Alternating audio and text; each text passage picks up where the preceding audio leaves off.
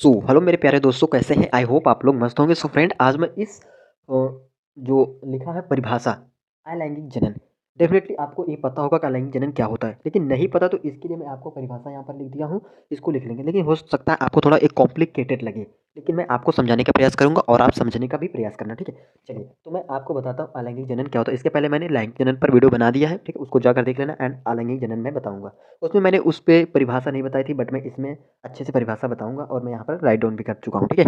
चलिए, देखिए, यहाँ पर लिखा है अलैंगिक जनन, ठीक है? अलैंगिक जनन, चलिए हम अलैंगिक जनन को अच्छे से देख लेते हैं। देखिए, प्रत्येक जीव के जीवन प्रारंभ एक कोशिका से होता है। अच्छा, तो ये बताइए, हमने पढ़ रहे हैं अलैंगिक जनन और इसमें बोला है प्रत्येक जीव के जीवन प्रारंभ एक कोशिका से होता है। देखिए, प्रत्येक जीव यानी सभी जीव, हम लोग और जीव जंतु, सभी जीव जो भी होता है, सभी जो एक कोशिका से होते हैं। हाँ, यदि सॉरी, यहाँ पर यदि दो बार लिखा, एक बार इसे कट कर देते हैं, ठीक है? यह एक कोशिका एक ही जनन द्वारा प्रदान की गई तो इसे अलैंगिक जनन कहते हैं। समझने का प्रयास करना, मैं आपको समझा रहा हूँ। देखिए, इसमें लिखा है कि एक कोशिका, देखिए जो होता है, अब मैं आपको लैंगिक जनन पर थोड़ा ले चलता हूँ इसको समझने के लिए, ठीक है? देखिए, लैंगिक जनन में जो होता है, मान लो कि वहाँ पर मैंने बताया था अंडाणु, है ना? अंडाणु बताया था और शुक्राणु, है ना? मैंने इन इन दो टॉपिक पर डिस्कस किया था।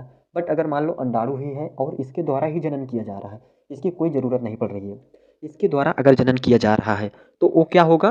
वो किसके अंतर्गत आ जाएगा? इसके अंतर्गत आ जाएगा, ओके? लेकिन अगर इसकी ज़रूरत पड़ गई तो किसके अंतर्गत आएगा? लैंगिक जनन के अंतर्गत, ओके?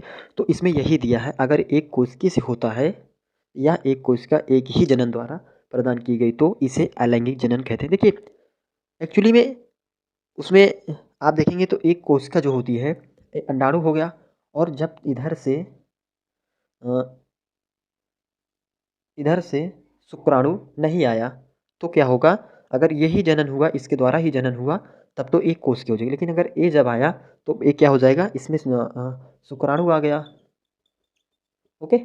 शुक्राणु आया और अंडाणु तो ऑलरेडी है, ठीक है? तो ए तो दो हो जाएगा, तो यहाँ पर लैंगिक जनन हो जाएगा। लेकिन अगर इसके द्वारा होता है तो इसके इन दोनों को मतलब निषेचन नहीं होता है और सिर्फ अंडाणु के द्वारा ही कोई बच्चा पैदा होता है या कोई जीव जन्म लेता है, तो वो अलैंगिक जनन के अंतर्गत आता है, ठीक है? आपको आई होप समझ में आ गया हो। देखिए, मैं फिर से आपको समझाता हूँ। प्रत्येक जीव प्रारंभ एक कोशिका से होता है। प्रत्येक जीव का प्रारंभ एक कोशिका से ही होता है। देखिए, बहुत सारी कोशिकाएं होती हैं, बहुत सारे अंडाणु होते हैं, बट एक ही अंडाणु में तो जाता है शुक्राणु, एक शुक्राणु जाता है, बात याद रखना, ठीक है? क्या होता है? एक ही शुक्राणु होता है, ठीक है? जो पहले पहुंच जाता है उसी से निषेचन ए अंडाणु कर लेता है, राइट? ये अलग की बात है, ठीक है? तो इसमें एक से होता है, यदि यह एक कोश के एक ही जनन द्वारा प्रदान की गई तो इसे अलैंगिक जनन कहते हैं, ठीक है? इसे आप अच्छे से राइट डाउन कर लेना दोस्तों। और मैं आपको एक बात बता देता हूँ, बहुत ज़्यादा इम्पोर्टेंट है, और इससे लिख लो, लिख लो इसको भैया। इससे बनी संतति, क्या बनी संतति जो होती है, क्या होती है? बनी संतति क्या होती है? समान,